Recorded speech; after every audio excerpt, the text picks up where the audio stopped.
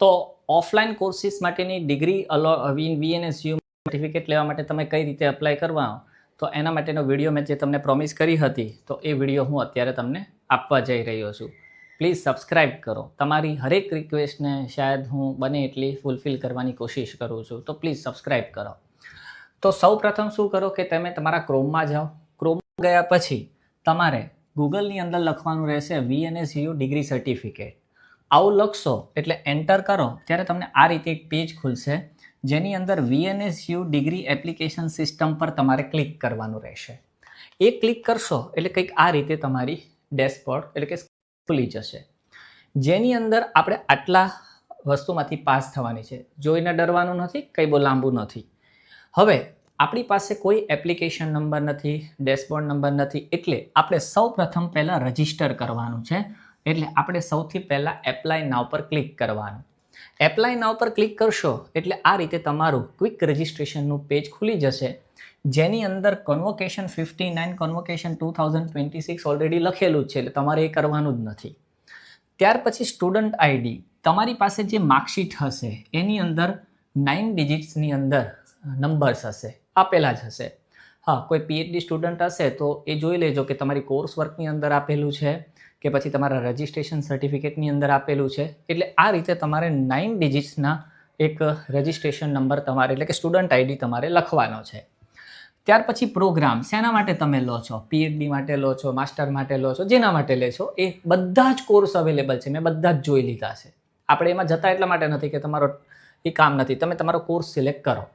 ત્યાર પછી surname, name, father's name, college centre તમારે સિલેક્ટ કરવાનું છે, ક્યાંથી તમે પાસ આઉટ કર્યું છે તે. ઈમેલ આઈડી લખવાનો છે, 6 ડિજિટનો તમારે પાસવર્ડ બનાવવાનો છે, અને ફરી પાછો લખી અને સેવ એન્ડ પ્રોસીડ કરવાનું. સેવ એન્ડ પ્રોસીડ કરશો ને એટલે તમને એક મેલ આવી જશે. મેલની અંદર તમને આ રીતે એપ્લિકેશન નંબર મળી જશે, બરાબર. એ એપ્લિકેશન નંબર તમારે તમારો લખવાનો રહેશે. ક્યાં? અહીં લખશો અને તમારો પાસવર્ડ જે તમે 6 ડિજિટનો બનાવ્યો તે લખશો અને સાઇન ઇન કરશો એટલે તમારી આગળ છે તો આ રીતે પેજ ખુલી જશે, આ રીતે, બરાબર. હા, આ બે વસ્તુ એની પહેલાં સ્ક્રીન આવે છે, જેની અંદર તમને એપ્લિકેશન સ્ટેટસ ઇનકમ્પ્લીટ, હજી આપણે નથી કમ્પ્લીટ કરી, અને પેમેન્ટ પેન્ડિંગ બતાવશે. પછી નીચે જાઓ તો આ રીતે તમારે પેજ ખુલી જશે જ્યારે તમે રજિસ્ટ્રેશન અને પાસવર્ડ નાખશો, જેની અંદર એપ્લિકેશન નંબર જે તમને મેલમાં આવેલો હતો ને એ ઓલરેડી બતાવતો હશે, કન્વોકેશન પણ તમને બતાવતું હશે, કોલેજ નેમ એઝ પર તમારી માર્કશીટ તમારે સિલેક્ટ કરવાનું અથવા આવી જતું હશે, આવી જાય છે સોરી.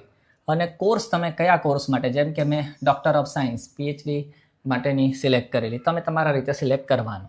સ્ટુડન્ટ આઈડી એ તમને મળી જશે 9 ડિજિટનો તમારા માર્કશીટની અંદરમાંથી. સરનેમ, નેમ, કેટેગરી તમારી કઈ કેટેગરી છે, જેન્ડર, મધર્સ નેમ એક તમારે અહીંયા લખવાનું રહેશે, એ નથી આવતું. Father's name as per marksheet લખજો ખાસ. ત્યાર પછી કેટેગરી, બર્થ ડેટ, બરાબર, જેન્ડર, મેલ, પોસ્ટલ એડ્રેસ આ એક બરાબર લખવું, એકદમ બરાબર કેરફુલી, કેમ કે આ જો અટવાયા તો પછી તમને ખબર જ છે માર્કશીટ ડિગ્રી સર્ટિફિકેટ અટવાશે. ત્યાર પછી સિટી, પિનકોડ, ફોન નંબર, તાલુકો, ડિસ્ટ્રિક્ટ, મોબાઈલ નંબર, નેશનાલિટી. હવે જો મોબાઈલ નંબર અને ફોન નંબર બે વસ્તુ છે, તો આપણે બને ત્યારે બંને કાળજીથી લખવાના. નેશનાલિટી, હવે તમે ડિગ્રી સર્ટિફિકેટ કે તમે ઇન્ડિયન છો તો આપણે આ સિલેક્ટ કરવાનું છે. એબ્રોડ હોમ એડ્રેસ પર મંગાવવા માગો છો તો તમારે આ સિલેક્ટ કરવાનું છે. અને એબ્રોડ છો પણ ઇન્ડિયન એડ્રેસ પર તમારે માર્કશીટ મંગાવી છે તો તમારે ત્રીજું સિલેક્ટ કરવાનું. એટલે આપણે તો ઇન્ડિયન મોસ્ટ ઓફ હશે બધાને, આ ફર્સ્ટ જ સિલેક્ટ કરવાનું. ડિગ્રી સર્ટી તમે સિલેક્ટ કરશો, 390નું પેમેન્ટ બતાવશે. લાસ્ટ સેમેસ્ટરની ઇન્ફોર્મેશન ભરવાની છે કે જેની અંદર લાસ્ટ એક્ઝામિનેશન કઈ, passing year, month, examination type કયા ટાઈપની છે એટલે આવશે. પછી સીટ નંબર છે, બરાબર, CGPA તમારું હશે તે, સ્પેશિયલાઇઝેશન પ્રિન્સિપલ સબ્જેક્ટ છે તે, MPhil PhD માટેનું હતું તો તે, MBBS વાળા માટે પણ છે. જે મારે ખાસ આ બધી ઇન્ફોર્મેશનમાં હું નથી જોતો, એટલે તમને ખબર જ છે કે કઈ રીતે હશે. હવે જે ઇમ્પોર્ટન્ટ વાત છે ને, હા, આટલા તમારે ડોક્યુમેન્ટ્સ અપલોડ કરવાના છે, જેની અંદર પાસપોર્ટ સાઇઝનો ફોટો, JPG અથવા JPEG 100 KB થી લઈને 200 સુધીનો છે.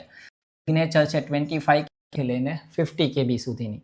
લાસ્ટ સેમેસ્ટર કે લાસ્ટ યરની માર્કશીટ નોટિફિકેશન, કેમ કે PhD વાળા માટે નોટિફિકેશન આવે, તો એ જે છે 200 KBથી લઈને 300 KB સુધીનું છે. ઇન્ટર્નશીપ હોય, ટ્રેનિંગ સર્ટિફિકેટ હોય, આ તમને દેખાતું હશે MBBS BHMS, તો આ લોકો માટે છે. એ અપલોડ કર્યા પછી હવે જે વસ્તુ છે તે એક સમજવા જેવી છે, તે are you taking first time degree, આવું લખેલું મળે છે. એનો મતલબ એવો થયો કે શું, માનો કે મેં MSc કર્યું છે ને, MSc VNSUમાંથી, પણ મેં BSc પણ VNSUમાંથી જ કરેલું હતું, એટલે કે યુનિવર્સિટી. તો મારે આ ટીક હટાવવાની છે અને મારે એ ટીક હટાવવાની સાથે આટલી ઇન્ફોર્મેશન ભરીને આપવાની છે. આઈ હેવ પ્રીવિયસ ગોટ, તો કઈ ડિગ્રી મેળવી હતી, ફ્રોમ કઈ સ્ટ્રીમમાંથી મેળવી હતી, શેના માટે મેળવી હતી, રજિસ્ટ્રેશન શેનામાં કરેલું હતું, અને પછી તમારે સેવ એન્ડ પ્રોસીડ કરવાનું છે. હજી એકવાર કહું છું, તમે ડિગ્રી આગળ લીધી છે, આગળ યુનિવર્સિટીમાંથી કોઈ ડિગ્રી સર્ટિફિકેટ લીધું છે, ભલે BScની લીધી, આજે હું MScની લેવા આવ્યો છું, તો ટીક હટાવવાનું છે અને આ ઇન્ફોર્મેશન ભરવાનું છે. સેવ એન્ડ પ્રોસીડ કરશો મિત્રો, એટલે ત્યાર પછી મેં એટલા માટે નથી કર્યું કે એની જરૂર નથી, તમને સમજ પડી જશે. પછી સમરી આવશે, એટલે કે તમારે તમારું આખી ચેક કરવાની, ફ્રીઝ કરી દેશો, એટલે કે કન્ફર્મ હવે મારે આમાં કોઈ ચેન્જ નથી કરવો.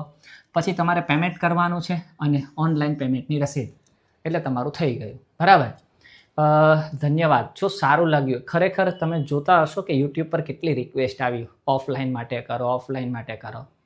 હવે તમને જ્યારે પ્રોવાઈડ થાય છે તો મને ખાલી એટલી જ રિક્વેસ્ટ છે, સબસ્ક્રાઈબ કરો. બીજા તમને ખબર જ છે ફ્રીમાં સબસ્ક્રાઈબ થાય છે. આ સિવાય હવે મારી યુટ્યુબ ચેનલ પર એક નવું વસ્તુ લાવવા જઈ રહ્યો છું, ઇન્ટરવ્યૂ કેવી રીતે અટેન્ડ કરવું, એટલે કે કઈ મેથડથી ઇન્ટરવ્યૂ અટેન્ડ કરવું જોઈએ, એ બહુ જલ્દી હું લાવી રહ્યો છું. ગમી હોય માહિતી તો શેર કરો, સબસ્ક્રાઈબ કરો, લોકોની પાસે સબસ્ક્રાઈબ કરાવો, ફ્રીમાં થાય એક બટન દબાવવાથી. ધન્યવાદ, શુભરાત્રી, ભારત માતા કી જય, હર હર.